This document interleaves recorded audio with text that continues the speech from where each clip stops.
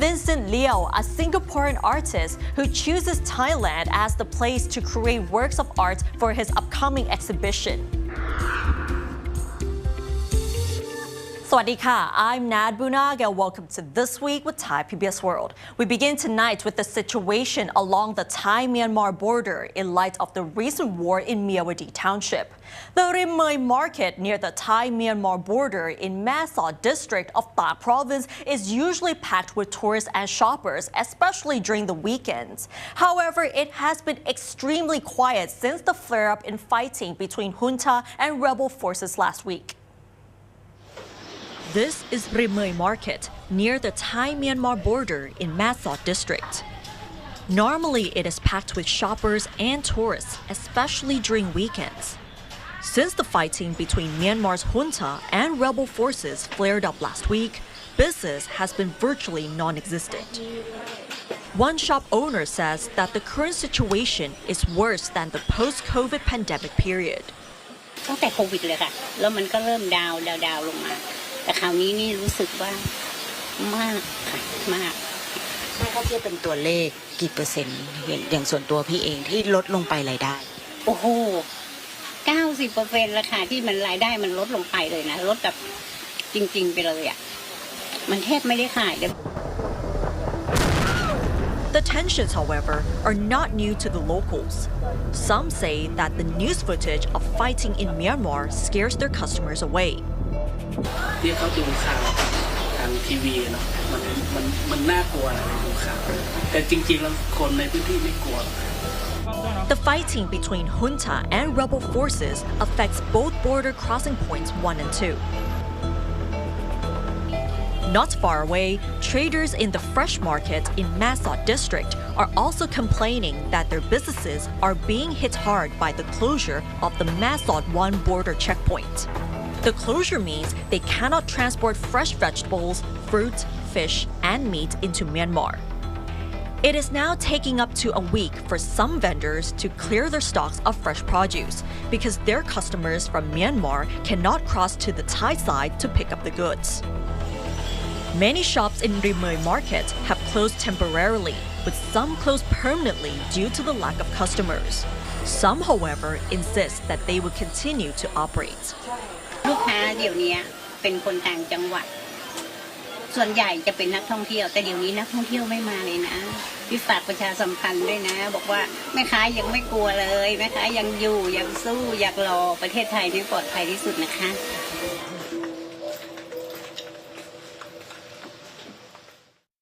Moving on to business and technology, generative AI and virtual banks are gaining much attention among investors. Our reporter Frank Hanshi visited Money 2020, one of the biggest fintech events in Asia, which showcases the newest technologies for modern businesses.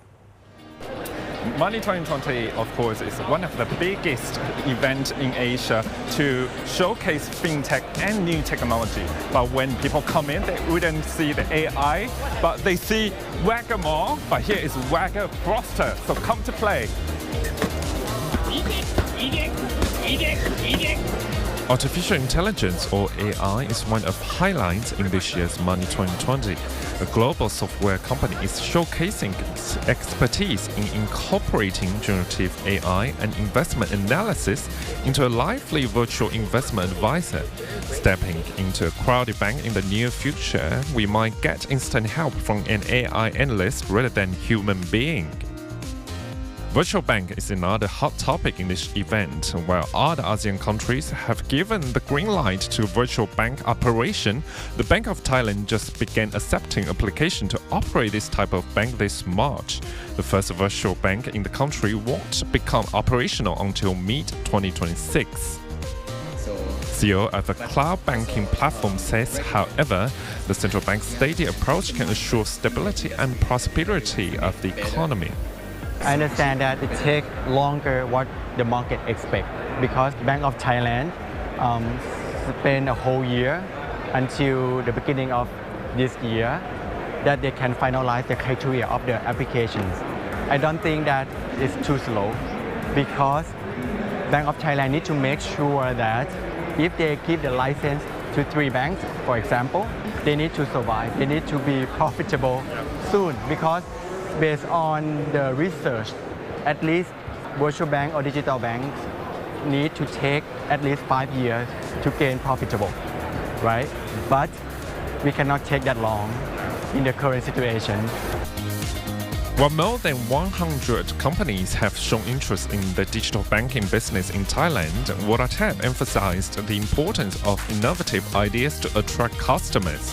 Also, virtual banks could provide a better interest rate than traditional banks because they do not have the operating overheads of physical branches. When they are newcomers, they need to think much beyond out of the box. Innovation that they need to bring in. Competition always make the market better. So I think I like this phase.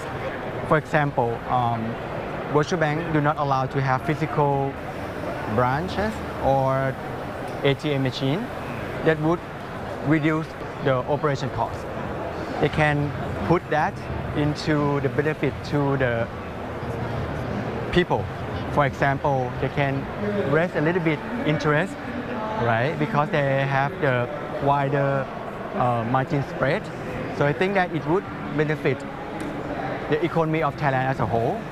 And hopefully, as Bank of Thailand emphasized in the beginning of the application that virtual banks need to support underserved and unserved population. They need to promote the financial inclusive. The CEO told me that the growth in the digital lending market is huge in Thailand, but the competition has been intense since more than 600 lenders operate in the market.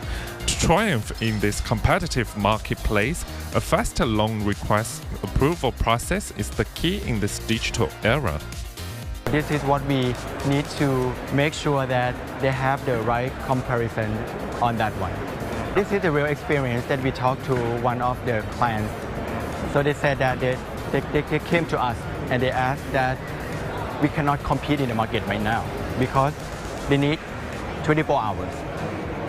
Normally, borrower apply at least 5 applications into the market.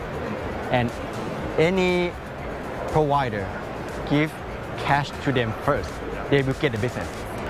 I did my research last night and I tried to find the fastest approval time. So it got at 3 minutes. Frank and Shi reporting for Thai PBS World. And that looks interesting indeed. Now a rare look inside a nuclear-powered U.S. aircraft carrier, the USS Theodore Roosevelt. This week, they are docked at Lam Chabang in Thailand as part of their scheduled port visit. The last time they were here was in 2018. Our reporter Warisara Sahan checks in with some of the crew to see what it's like living and working on an aircraft carrier. I feel really honored. I feel like it's, you know, my mom always said, you know, don't forget where you came from. So, you know, there's a Thai part of me and there's an American part of me. So this is like being here really like, you know, is really important for me to, you know, it makes me happy to see that two countries have such a good relationship together because those two countries are very important to me, of course, because, you know, I'm Thai and American. So. This is the voice of Pimpaka Kruthen. She's Thai-American and is currently a member of the U.S. Navy crew on the aircraft carrier USS Theodore Roosevelt. Born in Tak province, Pimpaka moved to America at a very young age. And this is the first time she gets to be back in Thailand since. This is the first time that we've stopped in Thailand for this deployment. It's definitely really, really exciting, of course, to be back in a country that I was born in.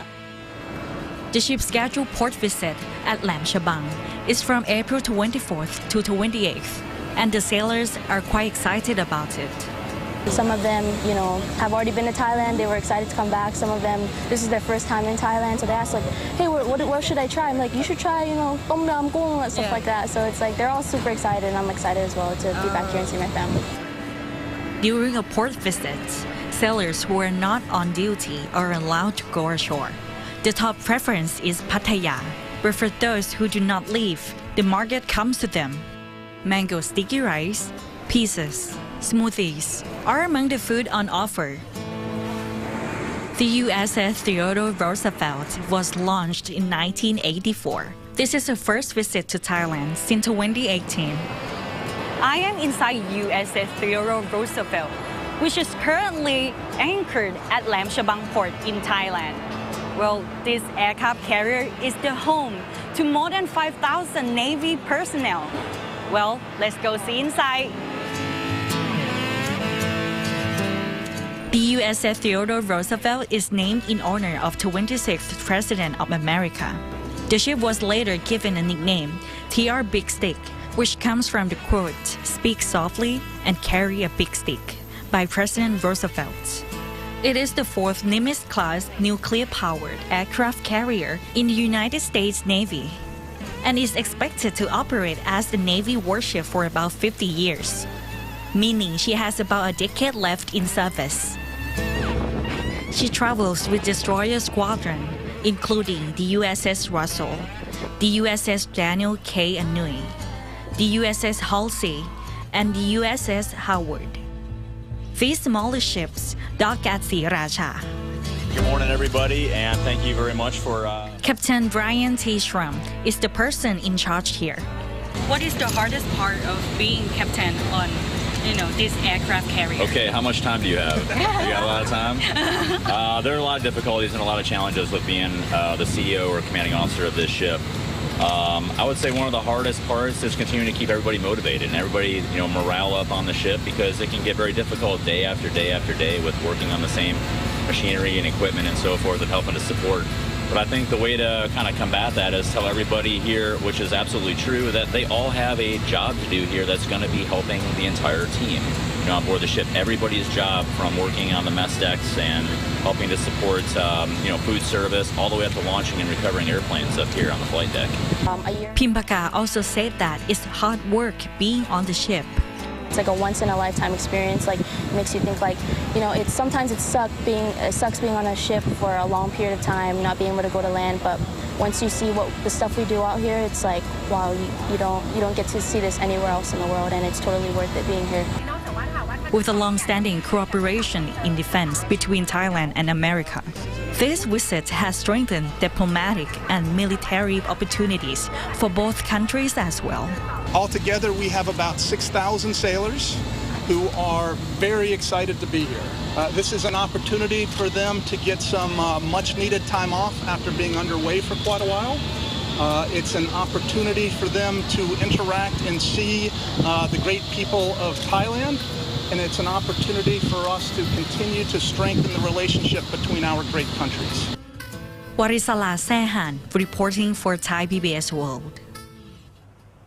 That looks like a once-in-a-lifetime opportunity. And now let's have a look at the other stories in our weekly roundup. The Bank of Thailand has sent an urgent letter to the government advising it to downsize the digital wallet scheme by only providing the 10,000 baht benefit to about 50 million financially fragile people instead of the 50 million people as currently planned. However, the government has brushed off the central bank's last-minute call, saying that there is nothing new in its recommendations. The Finance Permanent Secretary said the central bank's letter will not have an effect on the scheme because it has already been approved by the cabinet. Police General Surachet Hakpan withdrew his charge of malfeasance in office against Prime Minister Sethar Thavisin, but demanded a probe into the actions of 200 police officers involved in the investigation of money laundering charges against him. In his petition to the NACC, he demanded that they investigate the current Deputy Commissioner General and about 200 police investigators whom he accused of abuse of authority. Thais have been warned against purchasing the popular Labubu dolls from unverified online stores after a number of scams were reported this week. The trending Labubu Macron version has been in great demand since Lisa of Blackpink posted pictures of herself holding a Labubu box. Some consumers have reportedly been tricked into buying fake Labubu dolls, while some did not even receive the product after making the payment. 2 Japanese men are wanted by Thai police for alleged involvement in the killing and dismembering of a Japanese man in Nonthaburi province. The police have detained and are interrogating a 34-year-old Thai man for alleged involvement in the murder. The man in question, identified only as Game, has denied any involvement. Now on to arts and culture. Let's meet a renowned Singaporean artist who is now serving as an artist in residence in Thailand and is working on his own exhibition on the themes of chaos, loss, and humanity. Here's more with Gitipat Chunsuktip.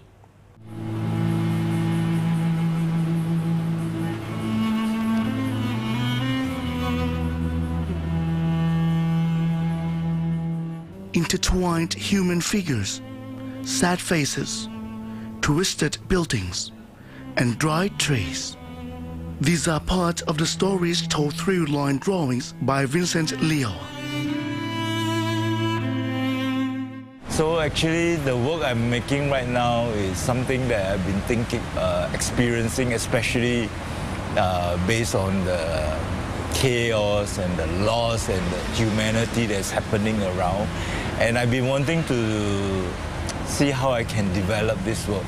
So I think it's important, and it's also good that I can have this time to really reflect on what I want to do and what I want to produce for the exhibition. Vincent Leo is a renowned Singaporean artist who is best known for works of art that challenge socio-political norms. Now, he is an artist in residence here in Bangkok. I think Thailand has offered so many diverse, different experience here in terms of like not just the art, but the food, the culture, and the tradition itself. I think all this to me is a very important part of how, as an artist, we relate to culture and relate to the world in terms of like just being in Singapore. I think everyone should really go out and experience the world, yeah. He is currently crafting a series of 100 drawings, each exploring themes of chaos, war, humanity, and loss, to capture the complex emotions and realities of global conflicts. It is quite a transition from his first job as an architectural draftsman. I realized that art is something liberating and a kind of freedom of like not necessarily following a kind of system, that I have a space to create and to express my thinking, my feeling about the environment, instead of like, I think working for someone is like you're constantly doing things what others wants or helping others, but nothing that we really do for our own personal expression. So art for me is a sense of feeling of freedom, a sense of liberation, yeah.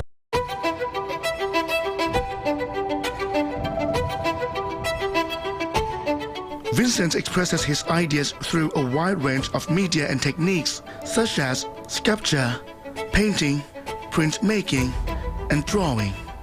Out of all the techniques, drawing is what he loves the most. Actually, I like drawing best because I think drawing is a very liberating process, because you don't get judged that much. Because when you make a painting or you make a sculpture and when it's displayed, sometimes you have this feeling that it's being judged all the time. And I think drawing is a bit like a diary, a little bit like a personal reflection, a personal kind of expression that you keep doing. So I always enjoy this whole process of just being able to take out my pen or take out my brush and just make some marks on the paper. I think for me, it's always important to create and to see what I can do. And I'm not always making the same thing all the time, because in my work itself, I work with different medium, different ideas and concept itself. But I like to try something different, and I would like to hopefully produce something interesting for myself here. Yeah.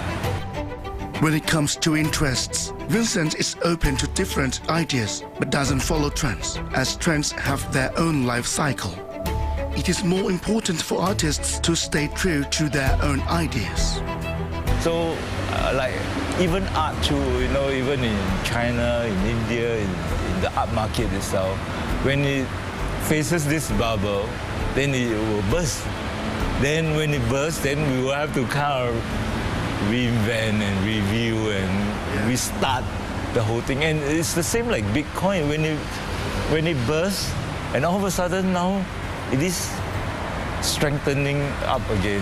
I think it's important that artists stay true to their own practice, stay strong and do what they believe and do. I think that is what makes it interesting. All of his work will be newly created during his stay in Bangkok and will be on display at the Met Art Center from June the 4th. Kittipat Sukhchit, reporting for Thai PBS World. And now in this episode of Home Away, we met a Spanish restaurateur who has extensive experience in the food and beverage industry. As a globetrotter, he says that he finds only 2 cities in the world truly captivating. Let's discover which cities they are, and we hope there's Bangkok. My job is to make people happy. Isn't it great? Right? All I have to do is count the smiles. Right? So if you count the smiles, surely enough, at some point, the business will do okay. Right, so I think people, it's the reason why we are in F&B.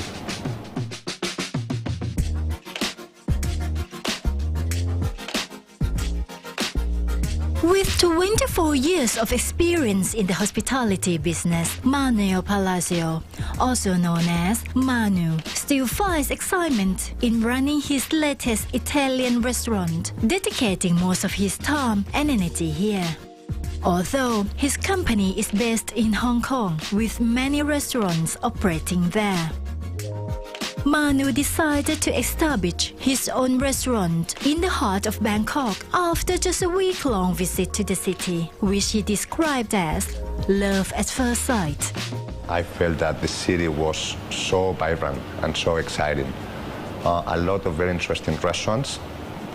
I felt that the quality of the food and the quality of the experience is very high, and I felt that the way people are enjoying the city as visitors and as an international hub, it has changed a lot versus 10 years ago when I used to come very often. But the moment that I spent 2 weeks in here, I just fell in love because I felt that Bangkok didn't finish for me. Every day was a new tier and something new to get to see. Opening a restaurant in various countries means that there are many aspects to consider.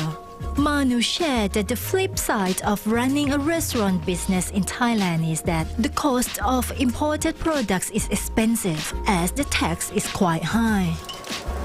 Labor in some cases could be higher or in some cases could be smaller. So as long as the equation works, it's okay from a financial point of view. The second piece, I think, is people. Right? And people, for me, is the most important part of the equation, especially if you want to create a hospitality house or a place where people are going to be looked after. In Bangkok, you may not have the culture of training for professional restaurants that you have in other cities, but the one thing you have is the willingness and the smiles. By default, we don't need to teach smiles. Smiles come already with the people. Training somebody on wine or training somebody on service or training somebody on making cocktails is a matter of a week or 2 weeks or 4 weeks or 12 weeks. But training somebody to smile, you could spend an entire life trying to train somebody and you would still not be able to train them. In the past, Manu has lived on several continents and in numerous cities, including Madrid, New York, LA, London, and Hong Kong. As a globetrotter, he finds 2 cities particularly intriguing. There are Bangkok and Mexico City. I think they are fun, right? They are cities where everything is possible. So having a city that so many people want to visit right? And they have such a strong culture, the same way that Bangkok has it, Mexico has it, right? I think it's fantastic. Now, there are differences from a hospitality or restaurant business point of view. Bangkok and Mexico are equally as exciting because both of them have autochthonous food, but they are very open for international food. But it's a very important difference is that Thailand is more friendly for people to get to do well. I think Mexico is still very unsafe, right? I would live in Mexico very happily. But security is something that for me personally is very important, and safety. And I felt that in Mexico, the level of safety is not necessarily as good as it is in Bangkok, right? Bangkok remains a very high security or safe city. Manu also has a passion for hip-hop music. At the age of 18, he saved up some money and founded his own music recording company. He said he had great fun traveling with his artists to many countries in Europe. Unfortunately, during that time, the music industry shifted from CDs to MP3s, causing his business to fail financially. Nonetheless, Manu considers that experience one of his greatest successes. And what did you learn from that failure? I left Spain and I moved to UK. And out of being in UK, I developed my career in hospitality. And then I learned to speak a foreign language. And then I get to meet amazing people. And I end up in Asia, and I end up meeting a wonderful woman, and then being in a wonderful country, right? So if I look backwards, it's tremendous success.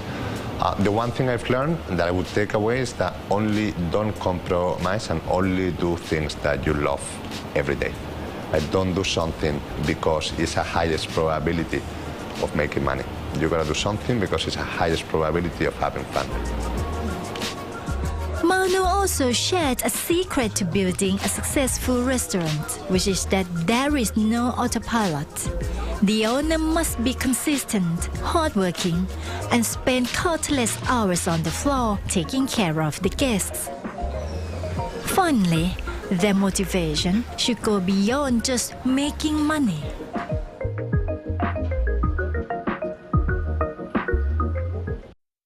And that wraps up tonight's edition of This Week with Thai PBS World. Join us every Friday at 10:30 p.m. only on Thai PBS. And don't forget to follow us on social media, including our website, thaipbsworld.com, for all the latest updates about Thailand as well as analyses. Thanks for watching, and we'll see you next week. สวัสดีค่ะ